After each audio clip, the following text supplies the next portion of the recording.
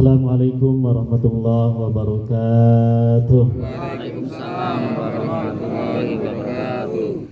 Alhamdulillahirabbil alamin. Alhamdulillahilladzi hadana li hadza wa ma kunna linahtadiya laula an hadanallah. Asyhadu an la ilaha illallah wahdahu la syarika lah wa asyhadu anna Muhammadan abduhu wa rasuluhu alladzi la nabiyya wa rasula ba'dah.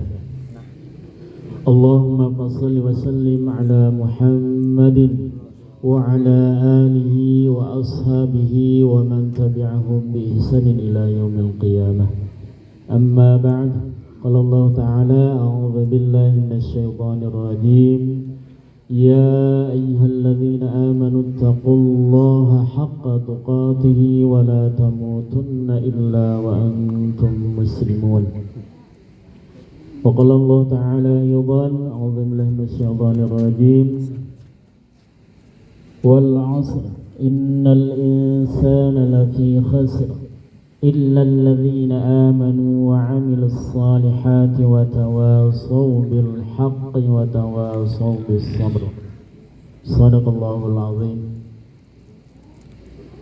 Pertama, marilah kita sama-sama memanjatkan puji syukur kita kepada hadirat Allah Subhanahu wa taala, yang mana pada malam hari ini di suasana yang sangat tenang, walaupun tadi kata panitia katanya sedikit panas, mungkin karena angin hanya disupport dari kipas, jadi tidak ada angin sepoi-sepoi.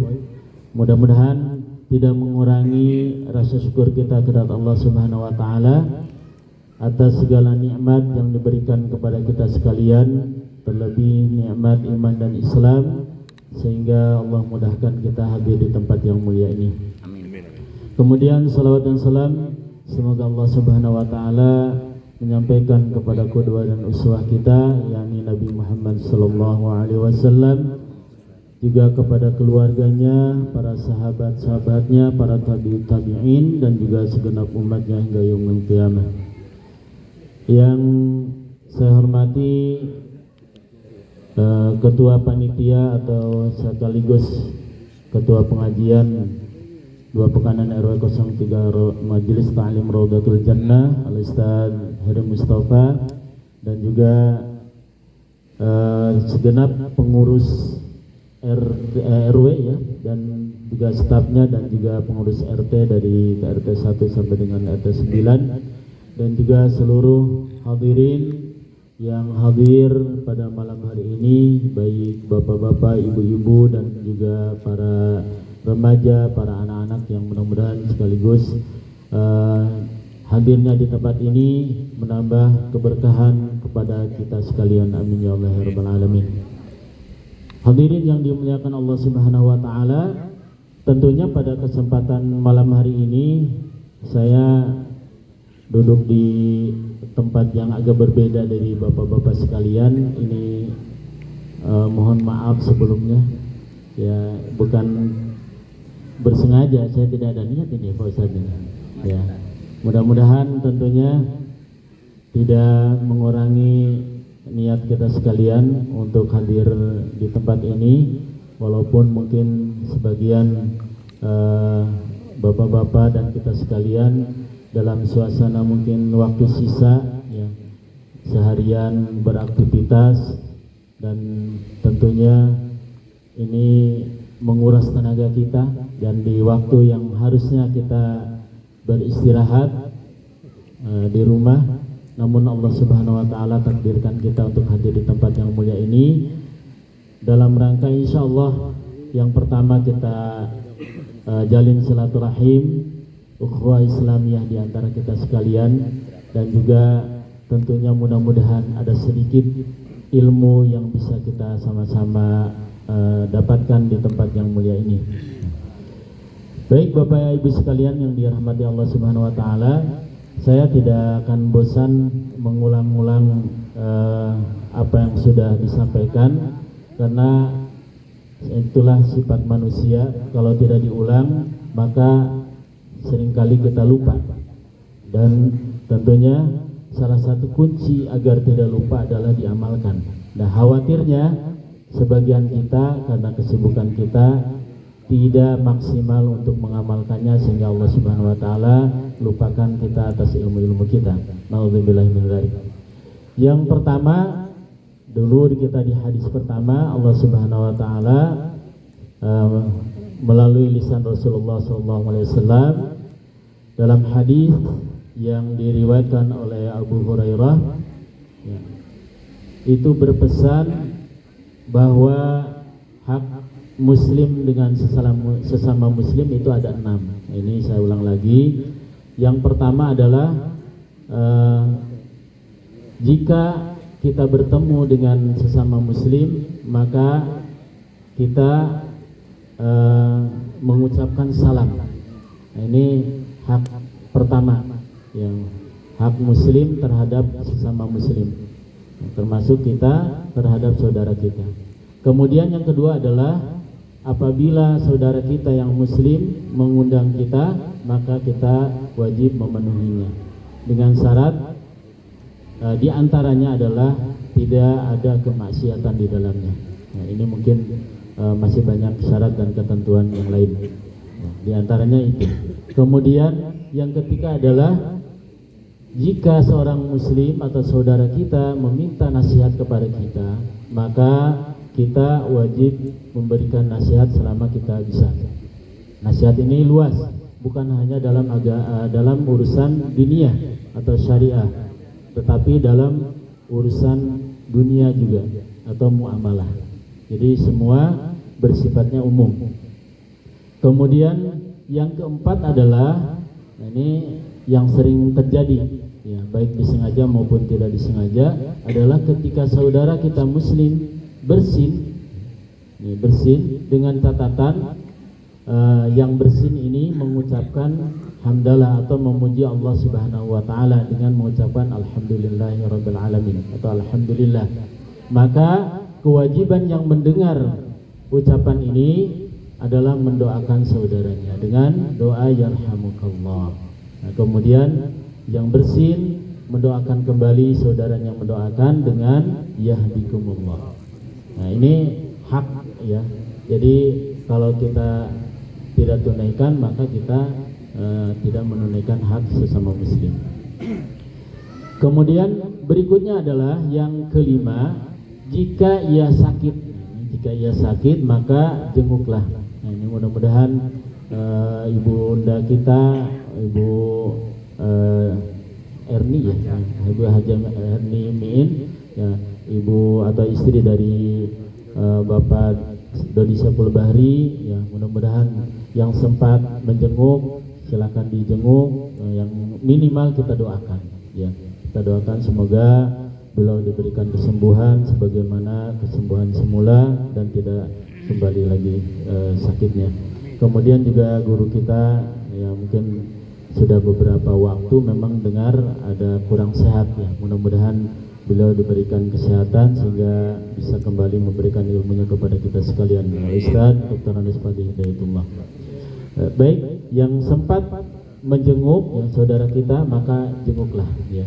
Ada kesempatan, ada waktu, ya, ada ya mungkin kalau jauh ada akomodasinya, ya, bisa dilakukan penjengukan. Nah, ini adalah hak sesama muslim. Dan yang terakhir, pesan Rasulullah dalam hadis ini adalah ketika sesama muslim kita meninggal dunia, maka kita mengiringi jenazahnya sampai dengan pemakaman atau sampai dengan dikuburkan. Ini tentunya semua ini adalah hanya berlaku untuk sesama muslim. Kalau non muslim bagaimana? Itu adalah bagian lain, ya, bukan termasuk dari 6 ini. Dan ini adalah bukan berarti membatasi hanya 6. Banyak lagi hak sesama muslim yang bisa kita tunaikan. Baik, itu yang pertama dulu. Kita yang kedua berikutnya telah sedikit kita bahas berkenaan dengan bagaimana sikap kita melihat sesama kita terutama dalam hal dunia. Ya. Rasulullah sudah mengingatkan kepada kita bahwa ketika kita melihat masalah dunia terhadap saudara kita, maka Rasulullah mengingatkan dengan kalimat unzuru ila man huwa asfala minkum. Lihatlah oleh kalian kepada siapa di antara kalian yang lebih bawah. Jadi untuk masalah urusan dunia kita harus melihat kepada yang lebih bawah dari kita atau lebih rendah dari kita. Kemudian wala tanzuru ila man huwa fawqakum. Dan ini dilarang oleh Rasulullah kita untuk melihat masalah dunia ini terhadap saudara kita yang lebih dari kita. Apa akibat yang dikhawatirkan apabila melanggar perintah dan larangan ini? Rasulullah meneruskan, fahuwa ajdaru alla tazdaru ni'amahullahu alaikum. Nah, ini yang paling penting, ya. Sesungguhnya hal ini akan menjadikan kalian tidak merendahkan nikmat Allah yang telah diberikan kepada kalian. Nah, ini yang harus kita catat. Kenapa Rasulullah mengingatkan kepada kita untuk melihat yang di bawah kita, kemudian tidak melihat yang di atas kita mengenai urusan dunia? Karena agar kita terjaga dari merendahkan nikmat Allah yang telah diberikan kepada kita. Jadi intinya agar kita bersyukur sekecil apapun nikmat yang Allah berikan kepada kita. Pasti ketika kita melihat orang yang di bawah kita, pasti ada kelebihan sekecil apapun. Dan sebaliknya, ketika kita melihat orang yang lebih dari kita, maka nikmat yang kita terima serasa tidak ada apa-apanya. Ini naudzubillah min dzalik. Jangan sampai terjadi demikian. Inilah Bapak Ibu sekalian, review berkenaan dengan bagaimana kita bersikap terhadap dunia yang kita lihat, yang ada atau yang diberikan oleh Allah Subhanahu wa taala kepada saudara kita. Ya. Untuk masalah diniyah atau masalah agama, maka ini berlaku sebaliknya. Sudah dulu disampaikan bahwa ketika kita melihat kelebihan saudara kita masalah ibadah, masalah ketaatan kepada Allah, masalah ilmu dan yang lainnya, maka ini adalah berlaku sebaliknya. Kita harus lihat orang yang lebih dari kita agar kita bersemangat untuk taat kepada Allah, untuk mendekat kepada Allah, untuk beribadah kepada Allah, dan untuk menggali ilmu Allah Subhanahu wa taala. Jangan sebaliknya, kita merasa cukup dengan melihat orang-orang yang mungkin lebih bodoh atau lebih rendah dari kita, ya. Inilah Bapak Ibu sekalian. Yang selanjutnya insyaallah kita pada kesempatan malam hari ini sedikit ngajinya agak serius, ya. Ini agak serius karena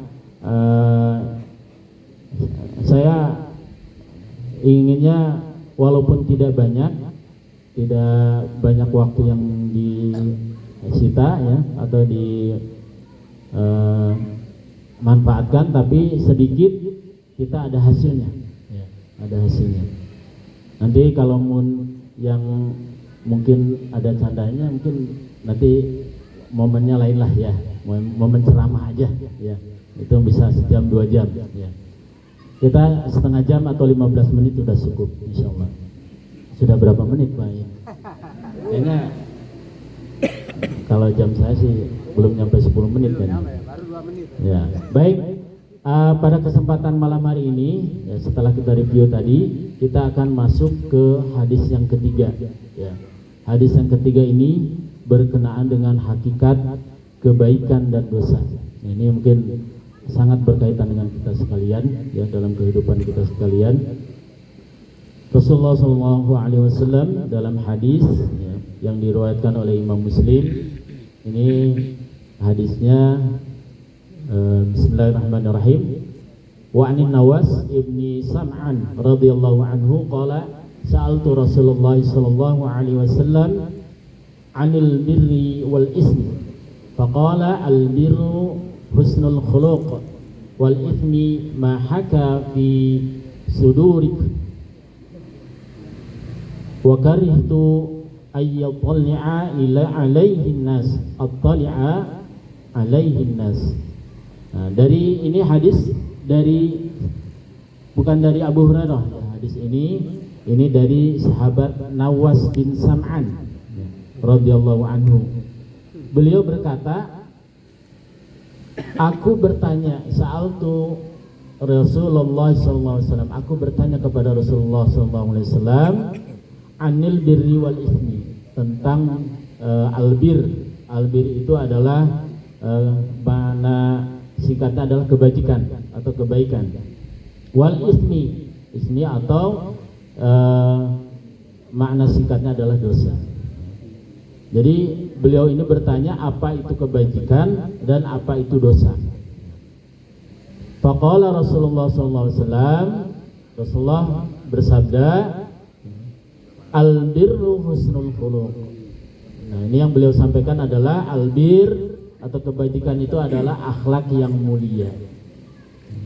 Kemudian al-ismu ma haka fi sudurik. Kemudian al-ism atau dosa itu adalah apa yang engkau gelisahkan dalam hatimu. Ini perlu dicatat. Dosa atau al-ismu adalah mahaka fi sudurik, apa yang engkau gelisahkan dalam hatimu.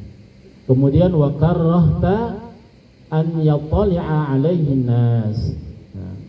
Dan engkau, yang keduanya adalah dari dosa ini, engkau tidak suka kalau ada orang yang mengetahuinya. Ini yang disebut dengan al-ismi. Hadis ini insyaallah hadis sahih, diriwayatkan oleh Imam Muslim. Jamaah sekalian yang dirahmati Allah Subhanahu wa taala, sahabat ini bertanya kepada Rasulullah sallallahu alaihi wasallam agar dia bisa beramal. Ya, ini kalau para sahabat demikian ya. Ketika beliau ingin mengetahui sesuatu karena memang ingin mengamalkan apa yang dikatakan atau disampaikan oleh Rasulullah sallallahu alaihi wasallam. Termasuk ini sam'an, beliau ini juga bermaksud ingin apa yang dia tanyakan agar bisa diamalkan. Dan inilah seharusnya kita sekalian mengikuti hal yang demikian ya. Kemudian tentu pertanyaan ini sangat singkat ya, tapi hakikatnya sangat dalam ya. Jadi mungkin secara tekstual itu seolah-olah cuman segitu, tapi kalau kita lihat ini kebajikan itu tidak dibatasi hanya dengan husnul khuluq saja, tidak dengan akhlak yang mulia saja, tapi jauh lebih banyak lagi. Tapi dalam hadis ini Rasulullah menekankan dalam hal akhlak yang mulia. Ada beberapa riwayat yang mengatakan bahwa ketika Rasulullah SAW ditanya oleh para sahabat atau beberapa sahabat berkenaan dengan ilmu atau dengan sesuatu, maka Rasulullah menjawab akan berbeda-beda sesuai dengan kondisi sahabat. Nah, termasuk ini samaan. Ya, bisa jadi mungkin penekan Rasulullah bagaimana agar samaan ini bisa lebih menekankan terhadap akhlak yang mulia, ya, termasuk kita sekalian. Ya. Kemudian berikutnya adalah seperti saya katakan bahwa kebajikan atau kebaikan itu mencakup sangat banyak, bukan hanya berkenaan dengan akhlak mulia saja ya. Dan tentunya untuk menunjukkan keutamaan dan keistimewaan akhlak yang mulia, ini dalam hadis ini Rasulullah SAW bersabda dalam hadis lain, untuk kita lebih memahami ini ya, bahwa dalam hadis yang lain Rasulullah pernah bersabda, Al-Hajju Arafah. Haji itu adalah Arafah, ya, atau wukuf di Arafah. Kalau kita mendengar ini seolah-olah haji itu hanya dibatasi dengan wukuf saja di Arafah. Padahal tidak demikian. Ini menunjukkan bahwa apa yang Rasulullah sampaikan itu bukan berarti membatasi. Seperti tadi ya, kebajikan itu bukan hanya dalam hal akhlak yang mulia saja, masih banyak yang lain. Tapi dalam hal ini ketika Sam'an bertanya, Rasulullah lebih menekankan kepada hal demikian. Hadirin yang dimuliakan Allah Subhanahu wa taala,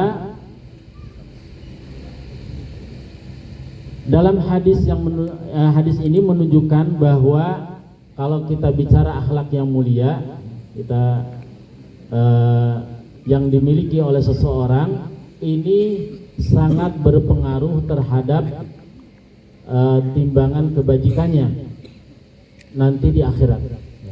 Ini sebagaimana Rasulullah SAW dalam contoh lainnya, beliau mengatakan dalam hadis yang maknanya sesungguhnya seorang dengan akhlaknya yang mulia bisa meraih derajat orang yang senantiasa berpuasa sunnah dan senantiasa salat malam. Ini hadis sahih yang diriwayatkan oleh Ahmad. Jadi ini menunjukkan bahwa akhlak yang mulia ini kedudukannya luar biasa. Kalau bisa mengamalkan akhlak mulia ini atau mengamalkan dalam kehidupan sehari-hari kita berakhlak mulia, maka derajatnya bisa jadi akan melebihi orang atau ahli ibadah yang senantiasa berpuasa di siang harinya, kemudian malamnya salat malam atau tahajud. Ini yang ditekankan oleh Rasulullah dalam hadis yang diriwayatkan oleh Ahmad atau hadis yang lainnya. Oleh karena itu tentu kita bukan berarti menyepelekan orang yang senantiasa berpuasa maupun orang yang senantiasa salat malam. Justru ketika Allah berikan kelebihan, orang yang siangnya berpuasa sunnah, kemudian malamnya salat malam atau bertahajud, tidak lepas dengan demikian, kemudian dia menunjukkan akhlak yang mulia, maka nilainya akan plus. Ini yang perlu kita tekankan. Jadi tidak bisa kita hanya membatasi berakhlak mulia saja cukup, tanpa kita berusaha untuk menambah keutamaan yang lain. Hadirin yang dimuliakan Allah Subhanahu wa taala, Rasulullah SAW senantiasa memberikan semangat kepada para sahabat sekalian ya pada saat itu, bagaimana agar menunjukkan akhlak yang mulia dalam kehidupan sehari-hari, baik dengan sesama muslim maupun dengan orang di luar muslim. Karena Rasulullah SAW sudah memberikan warning ya kepada kita sekalian, termasuknya di dalamnya adalah bahwa kita apabila senantiasa berakhlak mulia, Rasulullah mengatakan dalam hadisnya, orang yang paling dekat kedudukannya denganku pada hari kiamat adalah orang yang paling baik akhlaknya. Nah, ini insyaallah hadisnya hadis sahih juga yang diriwayatkan oleh At-Tirmidzi. Ya, ini tentu menjadi motivasi buat kita. Bagaimana kita bisa mengaplikasikan akhlak yang mulia ini agar kita senantiasa dekat dengan Rasulullah SAW di hari kiamat. Baik, Bapak Ibu sekalian, kemudian berikutnya sudah 10 menit berikutnya, jadi kalau hitungan setengah jam tinggal 10 menit ketiga. Ya. Baik, itu berkenaan dengan tadi akhlak yang mulia. Kalau berbicara akhlak, ini adalah sesuatu yang sebenarnya kalau bahasa kitanya adalah yang spontan ada dalam diri kita ketika menghadapi sesuatu. Ya. Contoh misalkan yang sepele saja dah. Ketika kita berjalan, jalan kaki ya, berjalan, tiba-tiba kaki kesandung. Ini akan menunjukkan akhlak seseorang apa yang keluar dalam mulutnya. Ya. Ketika yang keluar dalam mulutnya adalah bahasa-bahasa doa, kemudian memohon perlindungan kepada Allah, istighfar dan sebagainya, atau takbir, misalkan kalimat-kalimat thayyibah yang keluar dalam mulutnya, maka ini menunjukkan bahwa itulah akhlak yang mulia. Maka sebaliknya, apa yang terjadi ketika kita atau siapapun kemudian tiba-tiba kakinya tersandung, kemudian yang keluar adalah maaf, bahasa binatang, bahasa cemoohan, bahasa sumpah serapah dan sebagainya, maka itulah menunjukkan akhlak dia. Jadi spontanitas apa yang ada dalam dirinya itulah akhlak. Mudahnya seperti itu. Semua keadaan, semua perilaku dan yang lainnya, termasuk dalam kehidupan kita sehari-hari, bagaimana ketika dalam rumah tangga, ya, itu akhlak terhadap keluarga kita. Maka kalau yang terjadi adalah ya dalam suasana keluarga, mungkin suasana berantem dan sebagainya, keluar bahasa-bahasa yang tidak baik, maka menunjukkan keluarga itu tidak berakhlak.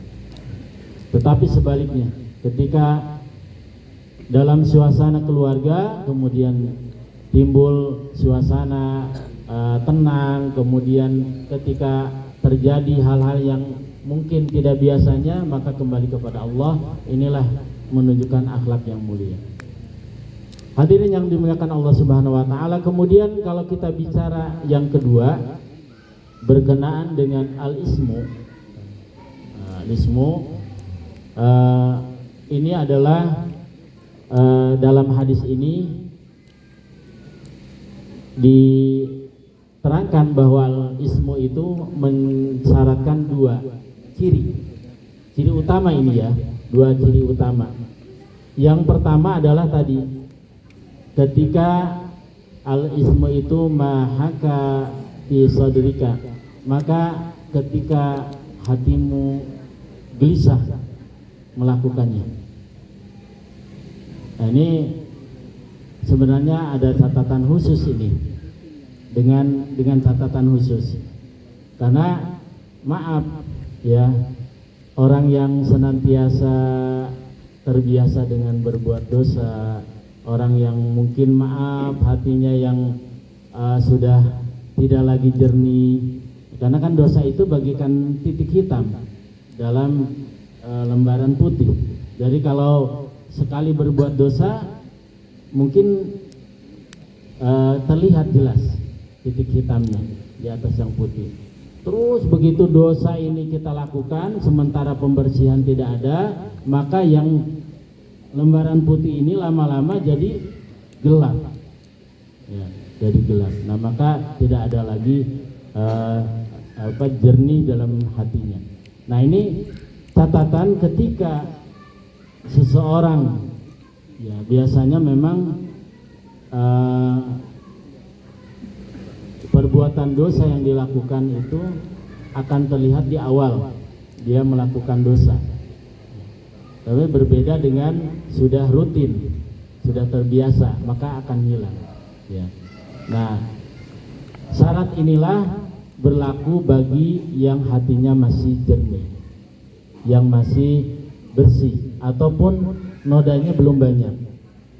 Maka dia akan menunjukkan, memperlihatkan bahwa ada kegelisahan dalam hatinya ketika melakukan dosa atau kesalahan.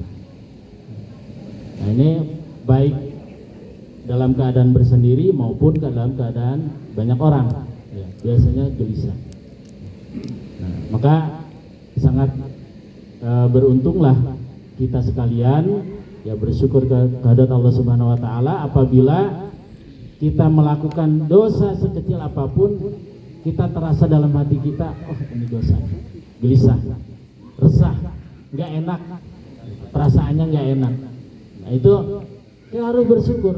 Ini adalah indikator bahwa hati kita masih bisa menunjukkan bahwa itu adalah perbuatan yang tidak baik.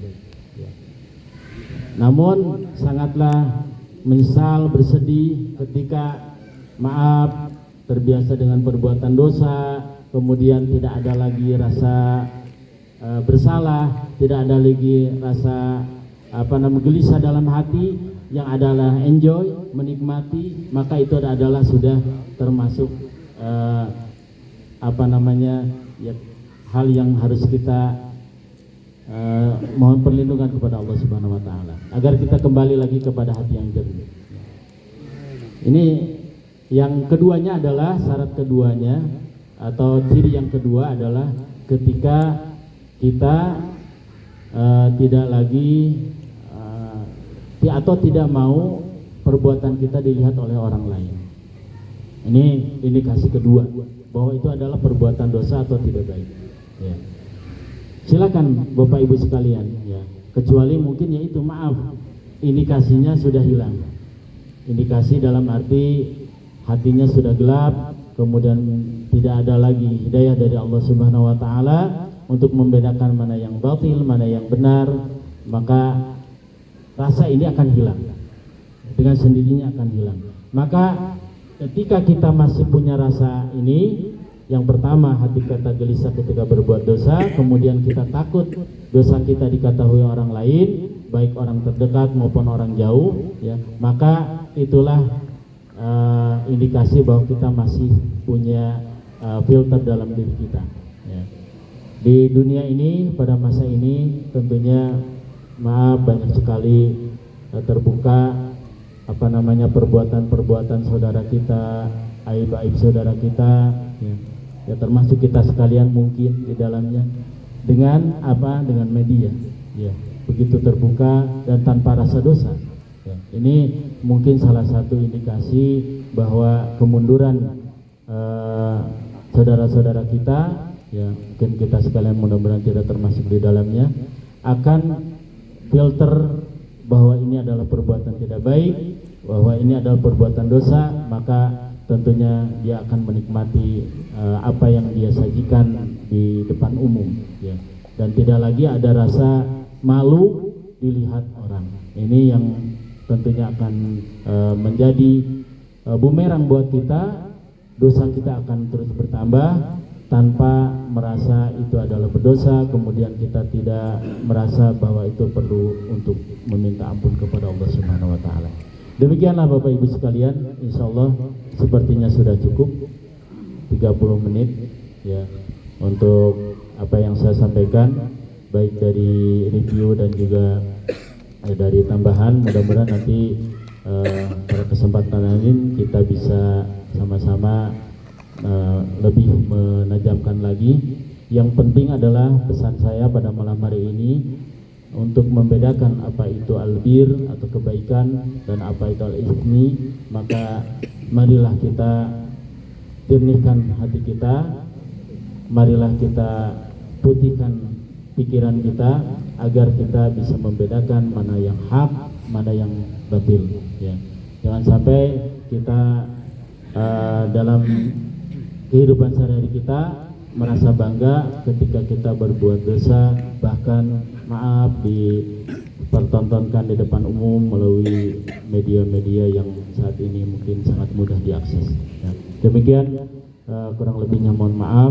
Wabillahi taufiq wal hidayah. Wassalamualaikum warahmatullahi wabarakatuh. Waalaikumsalam warahmatullahi wabarakatuh.